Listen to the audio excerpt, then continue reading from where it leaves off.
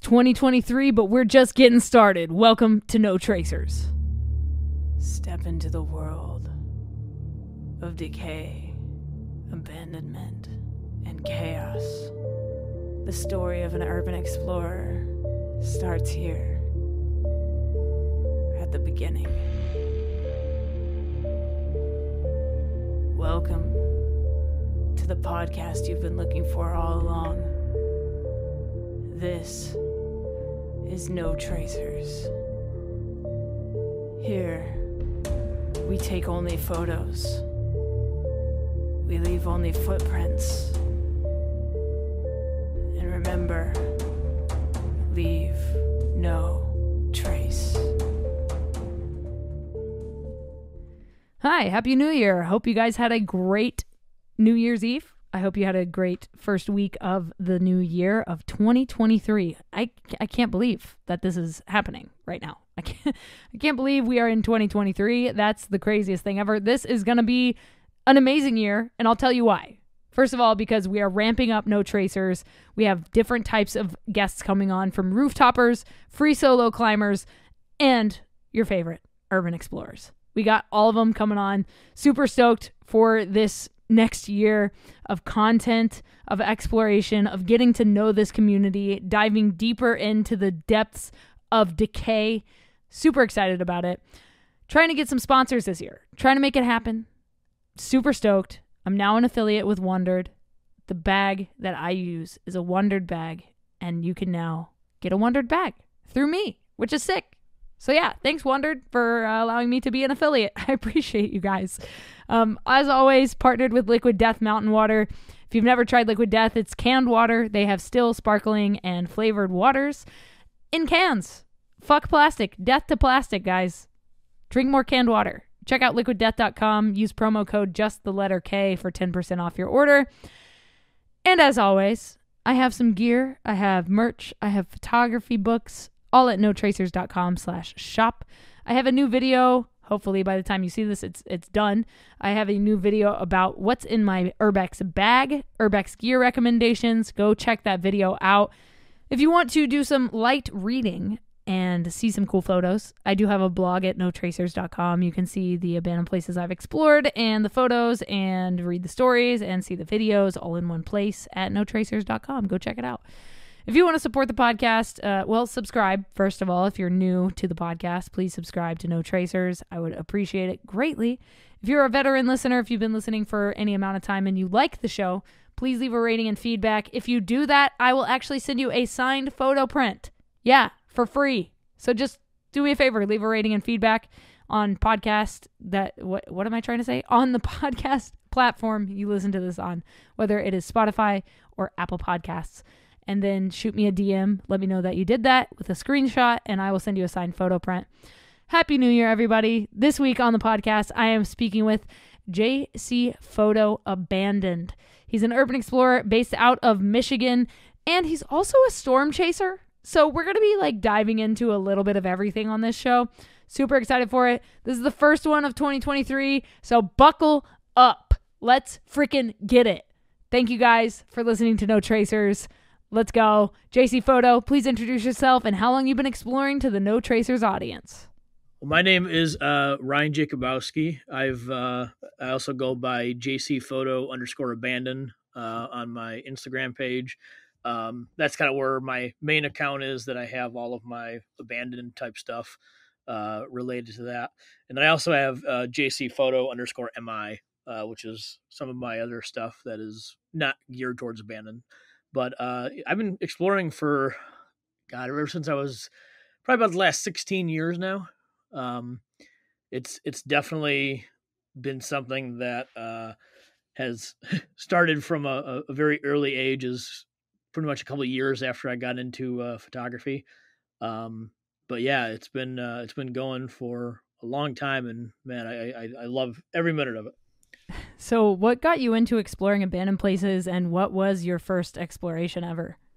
So it's actually kind of funny. What got me into the urban exploring was actually my parents, which I know they are deeply regretting right now because I've gotten so far deeply into it. But so my mom and my stepdad actually ended up taking me to the Packard plant Oh, no back way. in Wow. 2013. Back when it was still tons of stuff left, when the bridge was still left and everything. And they took me around, and we were there for hours. And this was probably a couple of years after I got into photography, so I had a decent camera back then, my Nikon D 3000, I think it was, that I won from a competition actually. Um, so I had the camera, and man, we were there for forever. And my mom was of course freaking out, and my stepdad's like, "Yeah, it's not that bad." And but now they've definitely changed the tune after they know all the places I've been to, and Packard is probably one of the safest places that I've been to out of all of them. So yeah, surprisingly enough, my parents got me into it. We started on the same camera. I just want Did to you? point that That's out. Yeah, awesome. yeah. I was gifted mine from a photography instructor I had. He Nice. gave me his like second camera. It was like his old camera, and he had me like assist him on shoots and stuff. And Oh so yeah. I moved away and kept the camera, and then I moved to Canon, and now I'm on Sony, and you know how it goes. Nice. Oh yeah. Oh for sure.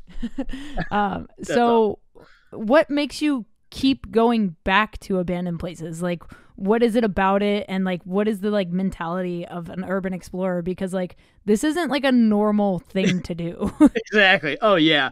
And I keep telling everybody that as well. Like, some people look at me and think I'm absolutely crazy. And it's like, the thing that brings me back every time is just knowing the history of these places. So, there's so many places out there in Michigan that people had no idea about that I've explored.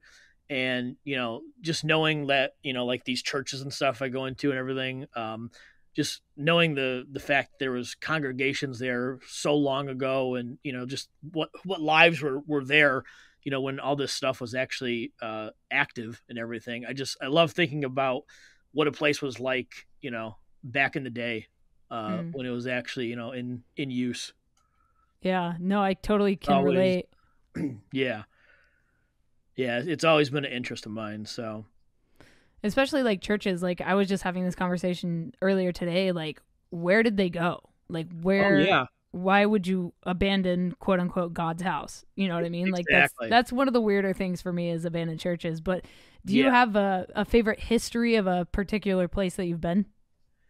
um let's see. I really like the all the automotive plants. So Fisher Body 21 up here in Detroit, Mm-hmm. and the Packard plant. I actually had a chance to go to the Packard Proving Grounds, which is a little bit north of there by about 40 minutes, and it's where they used to take the cars from the Packard plant and test them out at the Proving Grounds up in where it's at, and it's so cool to kind of relate back to that, and to see that all these cars that came from this abandoned plant that I've been exploring all my life, were actually up there and tested on this long track and everything like that, and kind of went through all this vigorous testing that they were talking about. And I got a chance to kind of write an article and do a whole interview with them up there, and all the workers. It was really really neat to kind of put both of those together, to Wow. see from one place to another how it goes like that. That's wild. Yeah, that's like crazy that you got to like have that experience. Not a lot of people get to talk to people that, Yeah, work at these places or used to work at these places. I think that's super special that you got to do that. Um, definitely. Speaking of like, talking to workers and things like that, do you ever get like DMs or emails from people that like used to go to the location or like used to be like, for example, like I get emails from staff members from like old hospitals that I explore that are like, oh my God, I Oh used to work wow. there. Or like patients that were like, I grew up roaming those hallways. Like, do you ever get any DMs or emails like Yeah, that? I've actually not a lot, but I have got a couple actually from schools that I've explored. So a lot of people will say, "Hey, I used to go to that school," or I was in that classroom that you were taking a picture of. I'm like, that is just awesome to me. The fact that they reached out and actually told me that. And I've Yeah. had people also come up to me about working in some of the plants, like the AMC plant that they're tearing down right now. I had a guy contact me and say that he worked there for like 30 years, back in his younger days, and just how amazing it was and stuff like that. So I love hearing people come to me and tell me, the history of that. There were some places that they're person's parents got married right on the altar of an abandoned church that I shot, and they're like, man, it brings back so many memories and everything. So I was like, I can only imagine, what it would be like for them to step in there, uh, Now. in person. It's like, Yeah. yeah, it's amazing to hear those stories. I love it. That's another thing that keeps me going. To bring people back to their memories. You never know who's out there that's going to see it, and maybe have a story to tell. Exactly. Yeah, it's so special. And, I often wonder, like, what are the architects that built these places? Like, where are they? Like, what are Oh they yeah. doing? Like, do they go back? Like, can I, like, find, like, there's this restaurant in Portugal that I explored. It's like a 360-degree panoramic restaurant that overlooks all Oh of yeah. Lisbon. And, like, I want to like find the architect because I found his name. Like there's like a whole Wikipedia page about the place, and I found Oh the wow. guy's name, but I can't find any information about him. So I'm like trying to find Oh this man. dude so that I can like go back there and explore it with him how it is now, because that to me would just be like mind blowing. Oh, that would be so amazing. Yeah, I And gotta find that dude. like a lot of the stuff like in Detroit, Albert Kahn is the one who did a lot of and he's obviously passed away now, but Yeah. that would be just amazing to be able to take some Detroit architects and walk through the buildings that they created and just have their stories of how they designed everything, and that would be really really cool.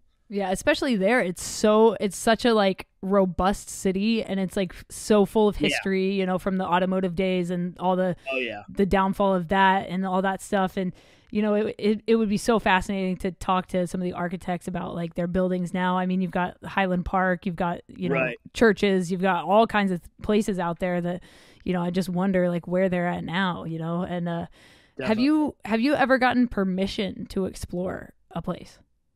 I think I did. I was kind of going through, and I'm thinking there was a school that I actually had one of the owners of the property had a chance to take me on. He was doing some work there, and he actually let me in and kind of toured me around a little bit. I couldn't stay very long, just because the school wasn't in too bad a shape, but he said he doesn't really like people going in there, and I respected that. I Yeah. understand that's his property and everything. So, but the fact that he kind of took me in and was telling me a little bit about the history and show me around, I definitely appreciate that. You get those one-offs, for some of the.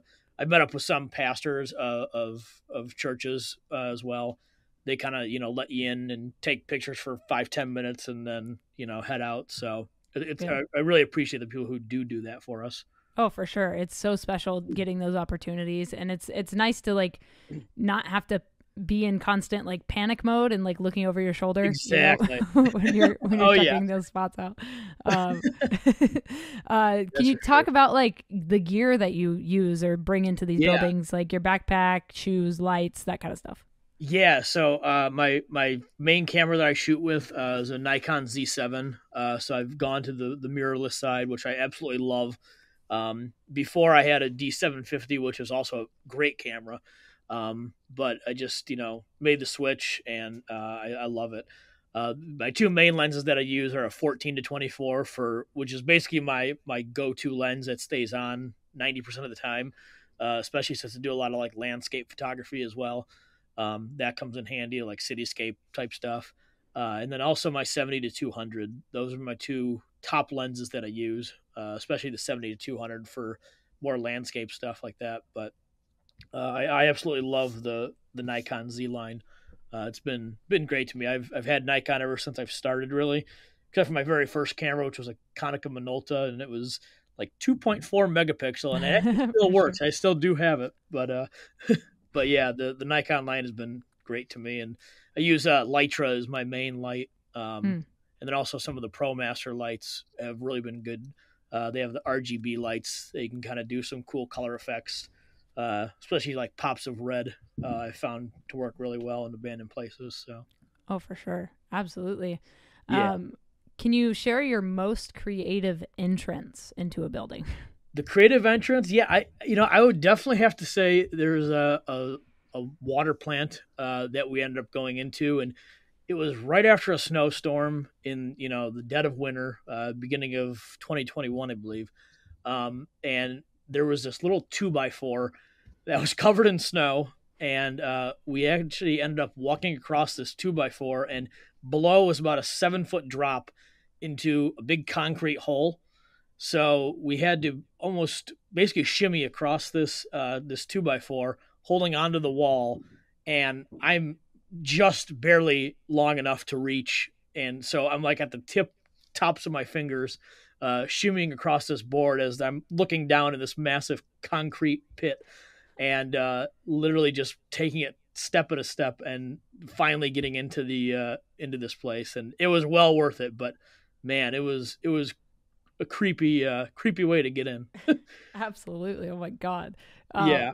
Speaking of like drops and, dangerous shit, do you have any urban exploration injury stories? I've hit my head a number of times climbing into to windows and everything. There's not a lot of times I've luckily been, hurt enough to really stop me, but I have had a whole lot of close calls. Mm. I was coming out of a fire training facility, and there was Okay. a patch of ice, and we were running, and as I was running, hit the ice. I didn't see it. It was pretty much black ice almost. And I caught myself right before I was getting ready to hit, and I took 2 steps, and I slipped yet again and caught myself right as I was getting ready to hit the ice. And both times the guys I was exploring with just looked at me. They couldn't believe it. So I've had a lot of close call experiences for sure. Well, good. I'm glad you've remained relatively unscathed. We've Yeah. heard some pretty crazy stories on this show, and Oh, I can imagine. oh my God, impalings, like Oh, just crazy shit, dude. oh my! It's been wild, but I have to. I'm surprised I haven't been more severely injured with the stuff that I've seen and the places I've gone to. It's For sure. How about definitely. your scariest exploration or your most dangerous? So scariest I think would have to be there was a hotel out in Michigan here, and some of our friends had explored it the weekend before we ended up going, a couple days before, and it wasn't scary in the fact that like it was damaged. This place was in exceptional condition, and so we ended up going into this hotel, and my friend was telling me, kind of stay away from the windows and stuff because the windows by the pool area were kind of open, and you could at least see through them. So we got in, took maybe 5 or 6 shots, went to the pool area, and we saw this car driving by. And as the car is driving by, we duck down, we go out into the hallway, and we're waiting there just to see if anything happens. So we're ducked down, we hide, and the car kind of pulls around the building. So we're like, all right, we got to get out of here. So I don't know who this is, but we've run into people in the past. We had no idea if it was, a person that just saw us going in or who they were. So we ended up getting out of the building, and my other couple friends started running, and I started running, and this car sped up and followed all three of us at the time across the street and everything. We were booking it around into this like little office complex and everything, trying to get away. And I actually lost my friends for a while. I was looking for them, and the car pulls right up alongside of me, and I booked it across the field, and finally met up with them. So we get into our car and everything like that, and the car comes whipping around the corner, and my friend starts driving. We're running through stop signs. We're trying to Oh get my away God. from this guy as fast as we can. We had no idea who he was. It's just a blank, just a plain car. And he followed us for miles. And this guy was like, a professional driver. You could tell this guy was somebody who was not going to let us go. And my friend finally pulled off into this parking lot, and we turned around, and it was a one way. So Oh, the car pulls up, he stops, and he's like, you know what, you guys might as well just stop. And he's like, yeah. He's like, so basically, I'm an undercover cop, fuck. and we're like, oh my god, I was freaking out, and I was in the car. I'm like the whole time from being out of breath from running, let alone the fact that now we just outran the cops. Oh my And God. but we told him, we're like, we had no idea you were the police. So the actual police ended up coming, and luckily they were really cool. We kind of stuck to our story and just let them know we had some friends explore. We were doing some portraits, and luckily we were dressed nicer that day. So it was like, obviously you're not there to beat stuff up and break stuff. But it turns out the owner was actually meeting a cop there to discuss more of the security measures for that place for people who are entering in this building. Go figure. And he was meeting him there about 10 minutes before we started running. Oh, wow. So we just missed the owner, and the guy's like, Dude. they're like, don't go back into there. And so that kind of kept us out of that city for quite a while. Oh my And God. but yeah, I'm sitting on the curb, just like the cop thought I needed an ambulance. I was so out of breath and panicking. I was like, I'm going to jail. For sure. And, yeah, it was insane. Wow. What a story. Like you Yeah. almost got away with it, but then you didn't. Oh yeah. And when we were done, we were driving home, and I think for at least the next month, we're like, how are we still here? Like, how did we not go to jail? We broke so many rules and laws. Like, Yeah. we just kept on talking to each other. We're like, how like, did that really just happen? I went home Wild. that night, and then I ended up going to a car show later that day, and I was just driving, just like, oh my God, like, how am I here right now? The worst is when like you have somewhere to be. Oh, yeah. When you're trying to leave. Like I was in an abandoned jail, like a county jail, and I had to go to a film screening because I was in the movie, and I was like, guys, like I gotta get ready to go, and then this cop pulls up and parks right out front, right where the only way in or out is, and I was like, guys, I literally like can't get arrested, but like I gotta go be somewhere in like an hour, so we had to find another way out. We ended up like scaling down the side of the building and jumping over this razor wire. It was like mission impossible, dude, but I made it to my film screening. All was great. Amazing. But yeah, like those situations, you're just like, why am I doing this? Oh yeah. Oh my gosh. Oh yeah, man, it's nuts. it is definitely, and that experience, it never stopped me from exploring, which I don't think I'll ever. I'm sure I'll be like 90 years old and still trying to scale a wall to get into a building. For But sure. it never stopped me, but it definitely put me on edge more, especially for more high profile places. And I got my wife and my son at home as well, so I'm sure my wife would not enjoy me going to the county jail for taking pictures, but yeah, it's definitely kept me on my toes for sure. Yeah, But definitely. I'm starting to get back into it, and not as nervous, I guess you could say. Yeah, we tend to get a little more ballsy the farther away from those incidents we get. Yeah, I feel exactly. we're like, yeah, we'll be fine. It'll never happen. I'm invincible. We like fireproof, like Right.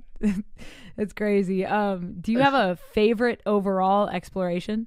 Yeah, so it was actually our second time.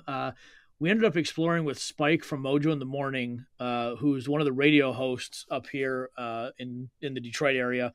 And I actually met him during COVID, and we were at one of the Krogers, and I saw him in line. I'm like, you're Spike. Oh my God. And we started talking, and he's like, yeah, he's like, we should definitely, do a shoot together. And I was like, yeah, we're going to Indiana. I was like, you should join us. He's like, all right. And I'm like, really? Like, you're you're a famous Detroit person, and the fact that he's joining us. So we ended up meeting him down in Indiana in Gary, and exploring probably 5 or 6 places down there. Obviously the Gary Methodist, as well as some other spots, and it was awesome to have local celebrity that I listened to every morning on the radio, exploring with us. I rode in his car as we were going around the area and everything, and it was really cool to have somebody else that, I guess, high up, you could say, know that they're into the same kind of stuff that I'm into, And then the next day, or the next week there, he talked about us on the radio and everything like that, and was on Nice. some of the segments and everything, and it was really cool to kind of be like, wow, we kind of made something. That's rad. Oh my God, what a cool experience. Like, Yeah. and it's kind of like so randomly like serendipitous. Like, that's so sick. Exactly. I would have never, I had no idea that I would have been, seeing him. So it's like the fact that it just happened, I'm like, wow. That's crazy, dude. What a cool Yeah. experience, man. And then what do you do when you're not exploring abandoned places? So I actually am a storm chaser. Wait, stop. Everybody hold the phone. Hold on, hold Yes. on, hold on, hold on. I'm from Oklahoma originally, Oh, are you? and I grew up wanting to be a storm chaser. So can we just pause Re- the urban exploring thing and talk about this for a Absolutely. second? Okay. How'd you get into it? Why do you do it? What's You the know, coolest part? yeah, when I was a kid, I was terrified of storms, and it's crazy because I grew up in South Lyon, so we were kind of in the not the city area. So we when the storms came through out there, they were a good size. Yeah. And as a kid, like I was always terrified. I heard thunder, and I'm like, oh my god, a tornado's going to happen. And the more storms that ended up coming through, the more I just kept on getting interested. I'm like, wow, it's like this is actually pretty cool, to see all the lightning and everything. And I did, kind of more research and everything like that. And then I actually ended up it kind of took off from there. Like, really getting into middle school is when I started getting into like reading a whole lot of weather books and everything like that. And then in high school, once I finally got my driver's license and everything, I started chasing. I took a skywarn class over at the National Weather Service, so I've been doing like co-op observer and storm chasing for them. We kind of report back and let them know about any kind of damage from storms and everything. And it's really just I went to school originally for earth science, um, and then they put a hiring freeze on for the weather service, which I was originally going to go into. But with my photography, it kind of carried over with that. So I stayed into storm chasing because I still love the photography aspect of it and seeing all these funnel clouds and everything like that. And I've had a lot of close experiences. And one of my friends, we ended up starting a weather page actually online. So yeah, it kind of stemmed from as a child, and it really took off all the way through. And I love every minute of it. I mean, my wife, I'm sure, doesn't care for me to go out while there's tornado sirens going off, but I love it. I'll be out at 2:00 in the morning, driving to the Ohio border if the storm is good enough. So Wow, that's amazing, dude. So do you like freelance? Like, do you like sell images? Like, what is your? I What is do, your yeah. thing? So Okay. there's a couple of different sites that will buy like the photos and video that we get. Hmm. It is definitely a competitive market, that's for For sure. sure. There's so many out there, and there's so many obviously in the plain states and everything that they'll obviously take those videos first before something in Michigan. But Yeah. but yeah, I mean we go to like the local weather channels or local news stations. And then also on Twitter, we can share videos, and a lot of times they'll be shared on there and just kind of give us the exposure at least, if Hmm. nothing else. I have had a few videos on the local networks here, and Sweet. some of them I had a lightning strike actually hit one of Channel 7's news tower here, and they shared it, and I saw it being shared like overseas even. Wow, So that was a really cool experience that's sick. to get that far out and have my work out there. That's amazing, dude. Like, so I have another podcast called Project Freelance. It's all about freelancing and tips for building Nice. a business and all that kind of stuff. I'll have to have you on that show as well to just talk about that Absolutely. separately. But Yeah. back to the abandoned shit. Yeah. Do you prefer exploring alone or with a group? uh, Mainly with a group. So it depends on the place. There has been a few places that I've gone into alone, but I know over the years of all the stuff that I've seen and all the stuff I've heard happen, Yeah. if there's somebody I can go with, I'm definitely gonna go with the group for sure. I explore with the trespasser a whole lot. Yes, He's love him. my main guy that I explore with and everything. We've been together for quite many years. But yeah, it's definitely a group thing makes you feel a little bit more safe, at least.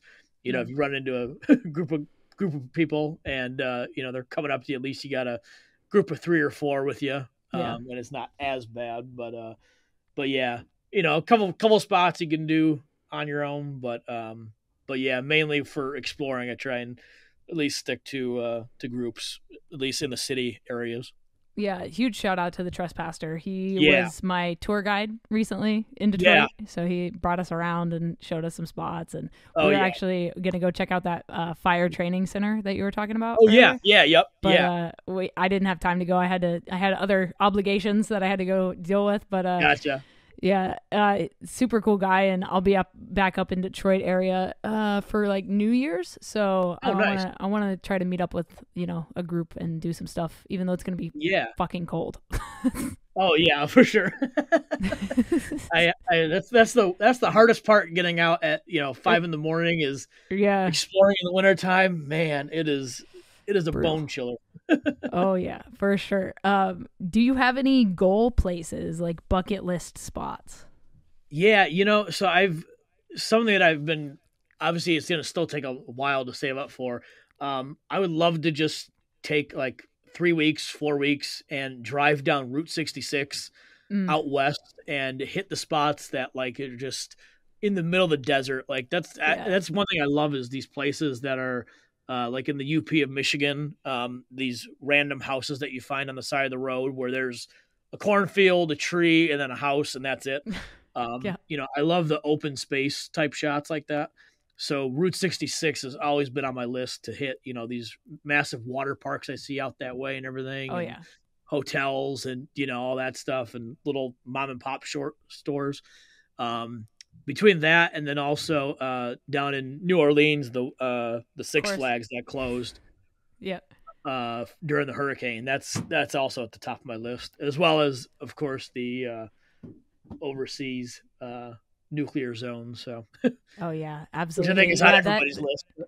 Yeah. That I think those two are on everybody's list: New Orleans, the Yeah, Six Flags, and like Chernobyl area, the red exactly. zone. Right. All that stuff. I'm trying to get a guy that's a stalker. That's what they call the Chernobyl like tour guides. They're called Oh, okay. stalkers.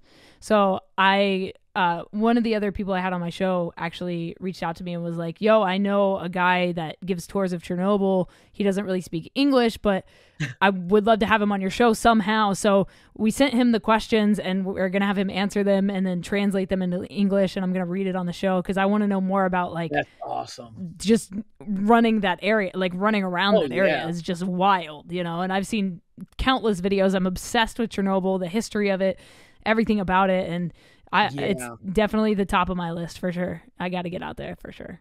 Absolutely. Yeah, all the pictures I've seen of it, like just of the room with all the gas masks and everything, Yeah. and the shops that are everything's left on, the shelves. Hmm. It's like that's what I love that kind of stuff. Yeah. It's I mean, it's an entire city time capsule. It's yeah, wild. exactly. It's wild. Exactly. If you could live in one place you've explored for an entire week, which place would it be? Oh, that's a good one. um, I would say I probably Cleveland area. Okay. I actually had a chance. That was one of the places I ended up going to alone. I know there's so much stuff out there that I didn't hit, and I definitely need to get back out there this next upcoming year here, and hit spots, out that way. But I love the atmosphere out there. There's the places that I did hit, the observatory and Hmm. some of the plants out there. It's just I love the whole city out there. Um, and I think it'd be really cool to, kind of be out that way. I know there's tons of spots, and like I said, they've been on my list for a while, but it's definitely a place I would love to spend some time at a little bit Yeah. longer.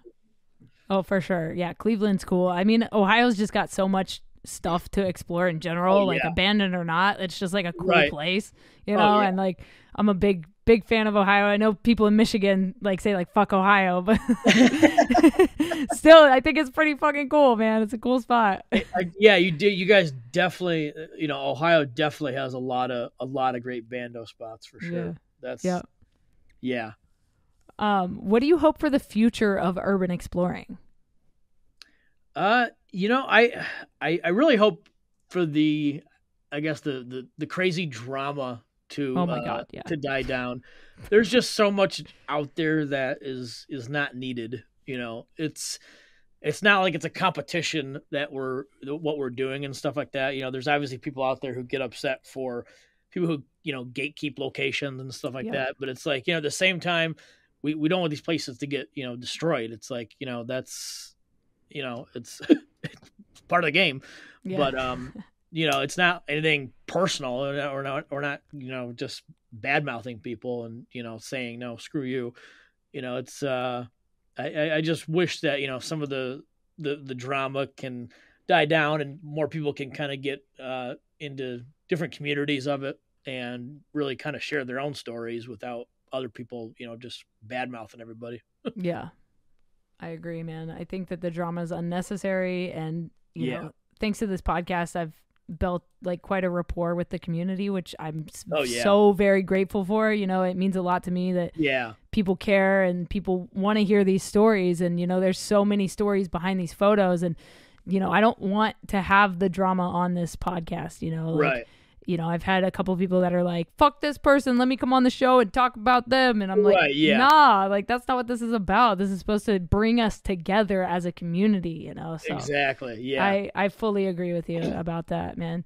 Yeah. And it's, and especially the fact that, I've met so many great people through urban exploring. Like, I mean, I've met tons of friends through it. And I mean, that's what I love. That's one of the main reasons I love doing it is, the ones you do meet, they're your great friends and stuff like that you get to explore with. Right. It's an awesome time. It's such a close knit community when it's the right people, and when you really have somebody who's as passionate as you are about stuff. Yeah, 100%. So my last question for you is, what is something you know now that you wish you knew when you started exploring?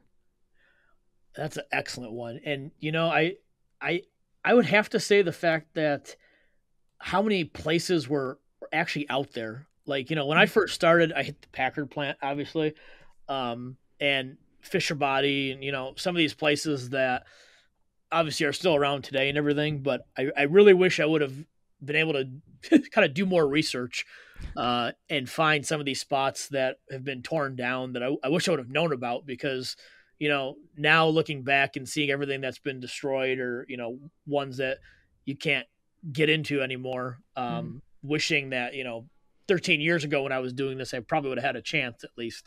So yeah, I wish I would have dug deeper into what was available out there to see, because I know there was so many amazing things, especially in the Detroit area with all the architecture and everything. That's definitely something I would have loved to see, is more in depth of some of these places that have been torn down and everything. Yeah, absolutely. So if people want to keep following your journey, drop your Instagram again, let them know where they can find you. Yeah. So Instagram, I got my abandoned stuff at JCPhoto_abandoned. And then you can also follow my more non-abandoned stuff over at JCPhoto_MI. And then on Facebook, I have JC Photography Gallery. That's where I post just a whole bunch of my landscape shots, abandoned stuff, just about any kind of picture I take that I want to share out to everybody. That's where I have some of my promotion and stuff going on and everything. So definitely appreciate all the follows and everything. Awesome. Thank you for coming on No Tracers and sharing your story.